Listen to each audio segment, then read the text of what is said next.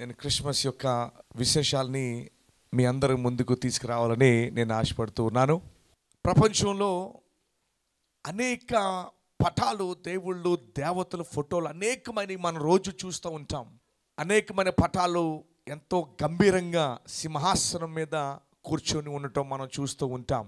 విచిత్రంగా మీరు చూస్తే యేసుప్రభు వారి ఫోటో ఒకే ఒక్కటి, ఆయన ఈ దైవము శిలువ మీద చనిపోయి కనపడతాడు. ఎలా కనపడతాడండి? జనరల్గా మీరు ఏ బిల్డింగ్ మీదైనా సరే, ఏదైనా ఒక బండి మీదైనా సరే, కారు మీదైనా సరే, శిలువ ఫోటో చూడగానే మీకు వెంటనే ఏం తట్టుద్దంటే మనసులోకి, ఓ మీరు క్రిస్టియన్సా అని తడుతుంది. యేసు ప్రభు ఒకే ఒక చోట మనకు కనిపిస్తారు. అది ఎక్కడంటే శిలువ మీద వ్రేలాడుతూ చనిపోయి కనిపిస్తాడు. ఎలా కనిపిస్తాడండి? అయితే ప్రశ్న ఏంటంటే, ఆయన అంతలా చనిపోవటానికి శిలువ మీద అది చూడటానికి అందమైన మరణం ఏం కాదు. 2 చేతులు కట్టివేసి, చేతులకి కాలుకి మ్రేకులు కట్టివేసి ఆయన శిలువ మీద చనిపోయినట్టుగా మనం చూస్తున్నాం. ప్రశ్న ఏంటంటే, ఆయన ఏ పాపము చేశాడని, ఏ తప్పు చేశాడని అంతలాగా ఆ రోజున ఆయనను శిక్షించారు? అది ప్రశ్న. చాలామంది మరి శిలువను చూచి దండం పెట్టుకుని వెళ్ళిపోతారు. ఇంకొంతమంది మెడలో సిలువ వేసుకుంటే ముద్దు పెట్టుకుంటారు భయం వేసినప్పుడు. సిలువను చూడగానే చాలామంది ఒక సింబల్గా చూస్తారు. కానీ ఈరోజు మీరు తెలుసుకోవాల్సిన ముఖ్యమైన వార్త ఏంటంటే, ఎందుకు ఈ దైవము సిలువ మీద చనిపోయి కనపడుతుంటే ప్రపంచంలో సగం మంది ఆయన్ని పూజిస్తూ ఆరాధిస్తూ ఉన్నారు. ఆయన ఏమన్నా ఘోరమైన తప్పిదం ఏమైనా చేశాడా? చేయకూడదు ఏమన్నా చేశాడా అంటే, మన భారతదేశానికి జాతిపిత అయిన మహాత్మా గాంధీ గారు ఆయన అంటూ ఒక మాట చెప్పారు. యేసుప్రభు వారు దేశ స్వతంత్రానికి తీసుకురావటానికి ఆయన నాకు అహింసను నేర్పించాడు. చిన్నపిల్లల పుస్తకాల్లో కూడా చదువుతోంది దాన్ని. అహింసను నేర్పించాడు, ఇతరులు ప్రేమించమని నేర్పించాడు. ఆయన కొండ మీద చేసిన ప్రసంగం నా జీవితాన్ని మార్చేసిందని చెప్పాడు మన గాంధీ జాతిపిత గారు.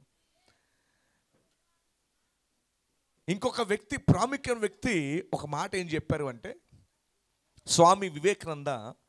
ఆయన చెప్పిన మాట ఏంటంటే, ఒకవేళ నేను యేసుప్రభు కాలంలో కనుక నేను జీవించుంటే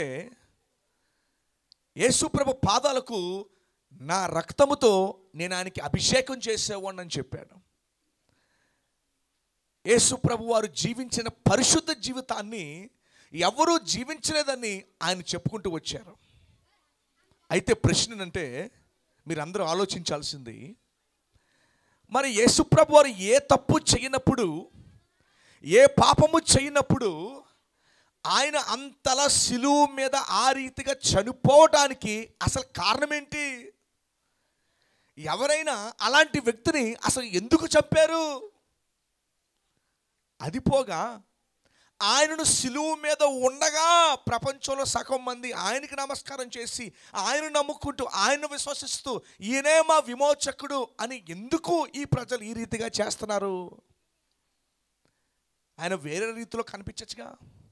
ఆయన యేసుప్రభు కనిపించే ఒకే ఒక చోట దేని మీద అంటే ఆ శిలువ మీద కనపడతాడు.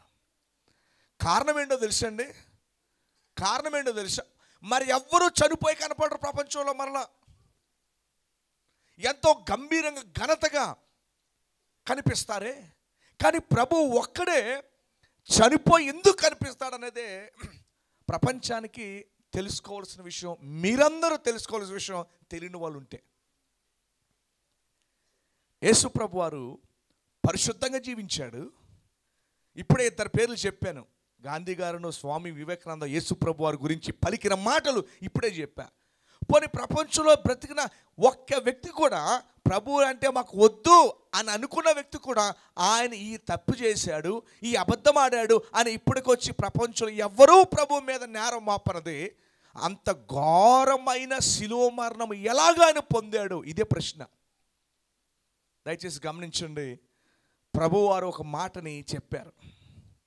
ఎందుకు ఆయన శిలువ మీద చనిపోయారు అంటే ఆయన చేసిన తప్పులకో ఆయన చేసిన పాపముల నిమిత్తమో కాదు. కానీ చూడండి, జనరల్గా మనకి ఏదైనా కొంచెం మంచి చెయ్యాలి, చనిపోయేలోగా మోక్షానికి పోవాలని చెప్పి మన ఊరిలో చాలామంది మనం పుణ్యం చేస్తూ ఉంటాం. లేని వారికి పెట్టడం, బట్టలు ఇవ్వటం, ఆహారాన్ని పెట్టడం, ఎంతో కొంత మంచి చేసి ఎలాగైనా సరే మోక్షానికి పోవాలి. అందుకని మన దేశంలో మనం ఏం తీసుకొచ్చామంటే పుణ్యం చేయాలి, కొంచెం పుణ్యం చేసుకుంటే ఎలాగైనా సరే మోక్షానికి పోతామని చెప్పి మన దేశంలో దాన ధర్మాలు, పుణ్యకార్యాలు ఇవన్నీ చేస్తూ ఉంటాం. ఆలోచించండి, పుణ్యకార్యాలు పాపాన్ని తీసేయగలవు అన్నది పెద్ద ప్రశ్న. ఎందుకంటే మన దేశంలో అనేక మంది పుణ్యం చేసుకుని ఎలాగైనా సరే మోక్షం కట్టుకోవాలి. అందుకనే పెద్ద వయసు వారు బాబు ఆ వీధి చివరి దాకా దింపేసి కొంచెం పుణ్యం కట్టుకోమ్మా అని అంటూ ఉంటారు. కొంచెం మంచి చేసి కొంచెం పుణ్యం కట్టుకోమ్మా. ఆలోచన ఏంటంటే మోక్షానికి పోవాలి అంటే ఎంతో కొంత పుణ్యం చేసుకుని మనం పోవాలి. నేను ఒక చిన్న విషయాన్ని మీకు చెప్తాను, మీకు బాగా ఆలకించండి. ఒక వ్యక్తి ఏటీఎంలో నుంచి ₹1,00,00,000 దొంగతనం చేశాడంట. ఎంతండి?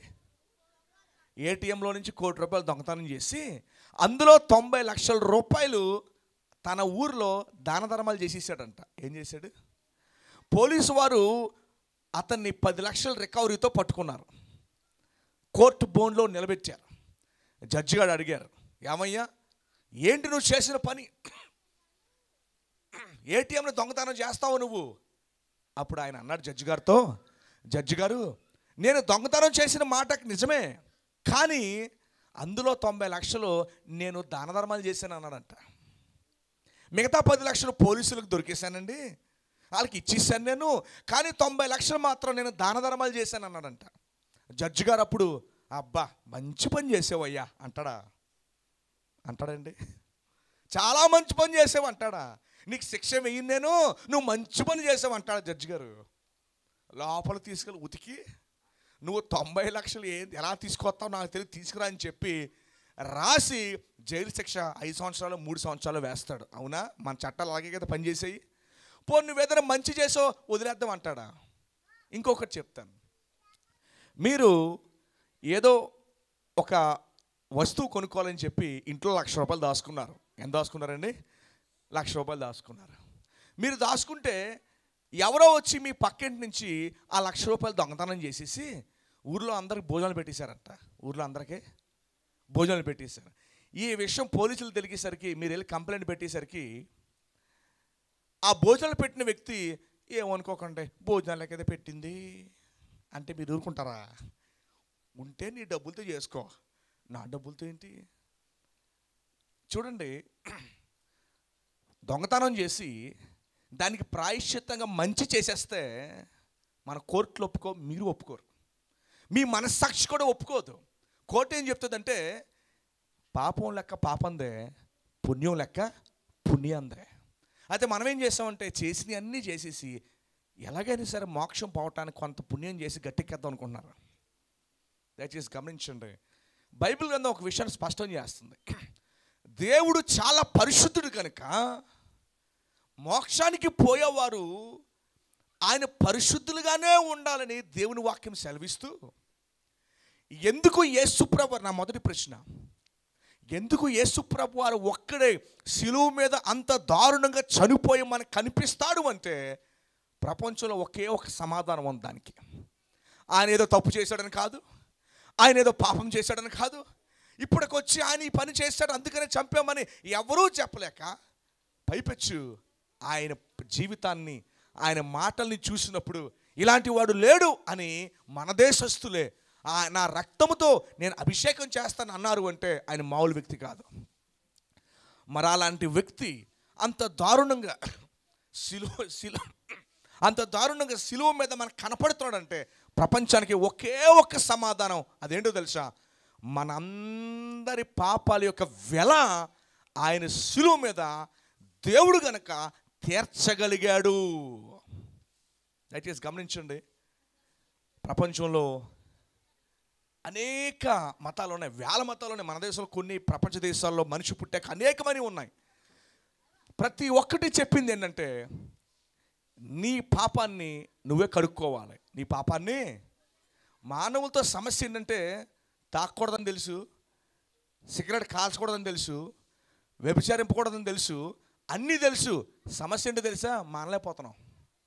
మన సమస్య ఏంటంటే ఆ బాగు పెట్టి మీద రాస్తాడు, తాగితే నువ్వు ఇలా అయిపోతావురా, నువ్వు కనుక కాలుస్తే ఈ రీతికి అయిపోతావు పెట్టి మీదే చెబుతాడు, అయినా కూడా మానలేడు. ప్రాబ్లం ఏంటంటే వాడి పాపాలు వాడు కడుక్కునే శక్తి మానవుల దగ్గర లేదు. కనుక బైబిల్లో ఒకే ఆన్సరు, చరిత్రలో ఒకే ఆన్సర్ ఏంటంటే, ప్రభు శిలువ మీద మనకు కనపడడానికి గల కారణం, మీకు కానీ నాకు కానీ ఎవరికైనా సరే ఒకటే కారణం, మన పాపముల నిమిత్తమై, మీ పాపముల నిమిత్తమై ఆయన చనిపోయి మీరు చెల్లించాల్సిన వెల ఆయన చెల్లించాడు. ఇక మీదట మన ఒంటిని మనం కష్టపడిన అవసరంలా, కష్టపెట్టుకునే అవసరంలా, ఎక్కడికో వెళ్ళని అవసరంలా. దయచేసి గమనించండి, చాలామంది అనుకుంటారు మరి ఈరోజు క్రిస్మస్ మీటింగ్లో యేసు ప్రభు గురించి చెప్పారా మాకు అని అనుకుంటూ ఉంటారు చాలామంది. దయచేసి గమనించండి, యేసు ప్రభుతో ఉన్న ఆయన సజీవుడు, నిత్యమైన దేవుడు ఎందుకు అంటారు అంటే, ఆయనతో మీరు ఏ టైంలో మాట్లాడినా ఆయన మీతో మాట్లాడే దేవుడు. ఆయన ఒక చోట ఉండేవాడు కాదు. మీరు ఎక్కడున్నా కూడా, మీరు మీ గదిలో ఉన్నా కూడా, మీరు పని చేసుకున్నా కూడా ఆయనతో మాట్లాడితే మీతో మాట్లాడే దేవుడు. వాస్తవానికి ప్రభువే ఈ విషయాలు మీకు చెప్పమని ఆయన గ్రంథంలో రాయించాడు. సో చాలామంది అనుకుంటారు, అయ్యో మరి నేను ప్రభుని నమ్ముకుంటే మారితే ఎట్లాగా, అందరూ ఏమనుకుంటారు? దయచేసి గమనించండి, యేసు ప్రభుతో చేరటం మతంలోకి కొంతమందితో జాయిన్ అవ్వడం కాదు.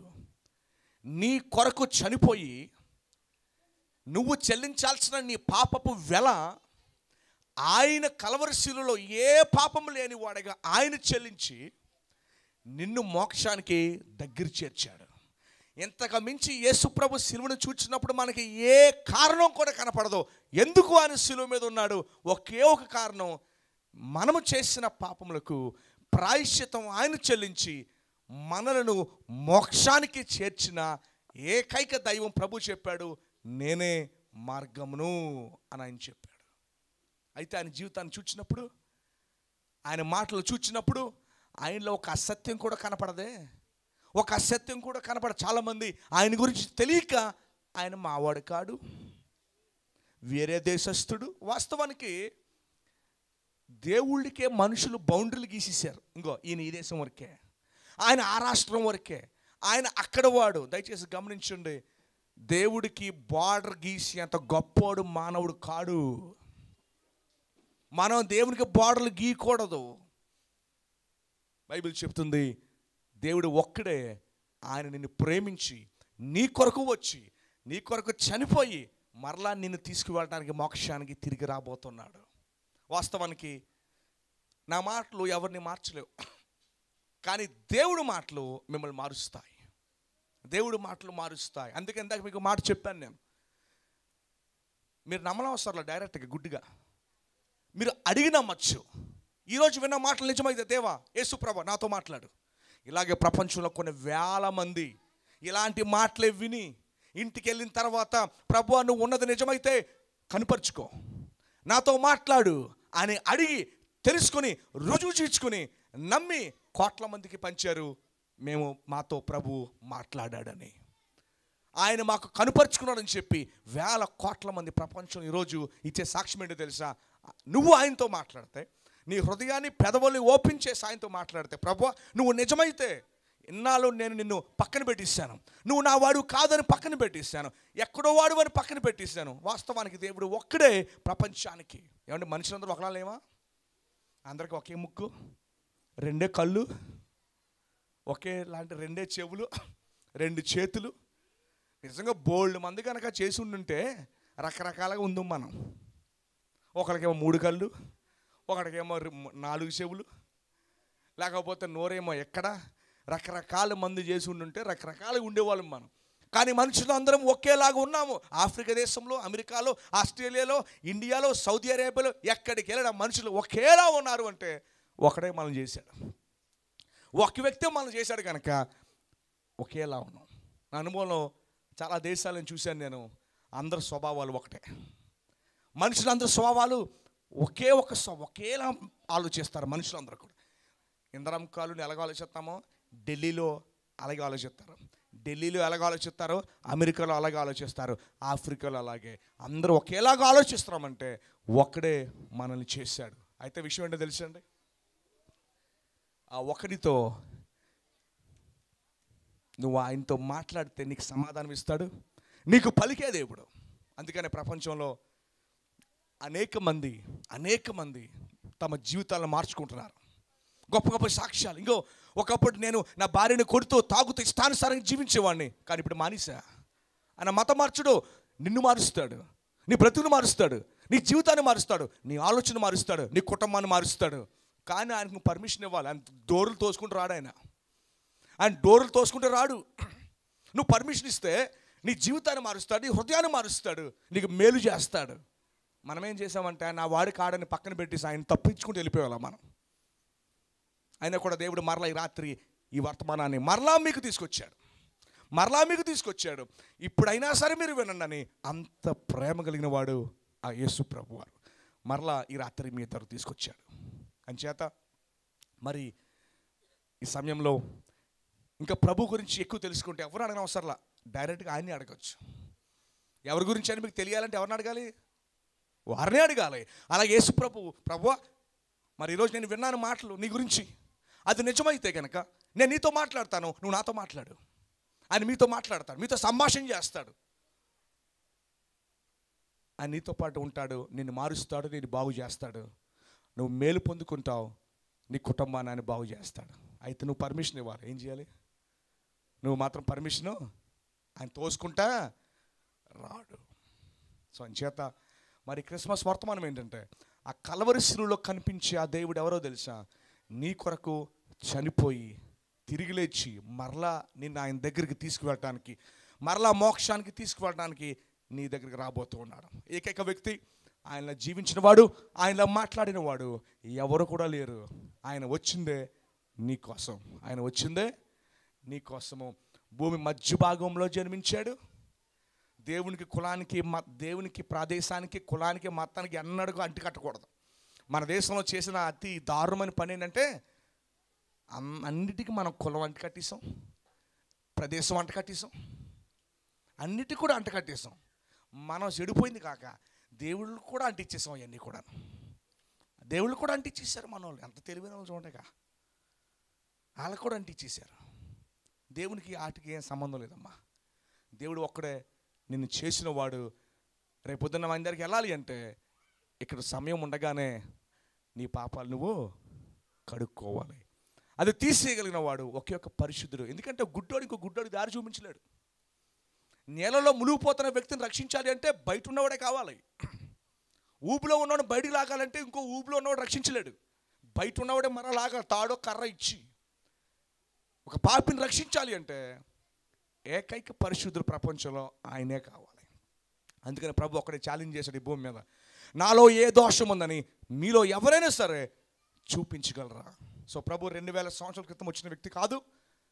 ఆయన ఆది ఉన్నవాడు శరీరాన్ని ధరించి మన కొరకు రక్తాన్ని చిందించడానికి వచ్చి చనిపోయి వెళ్ళి మరలా నీ కోసం తిరిగి రాబోతున్నాడు.